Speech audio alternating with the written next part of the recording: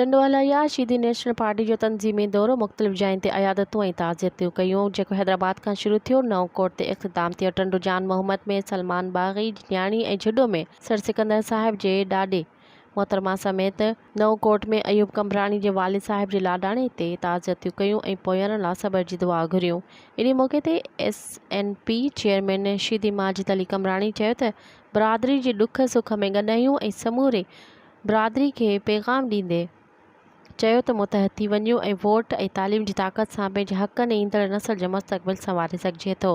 वक़्तु अची वियो आहे त ज़ालिम रईस वॾेरनि सरदारी निज़ाम खे अलविदा करे पंहिंजा हक़ क़ानूनी ऐं जिदोजहद ज़रिए हासिल कया वञनि।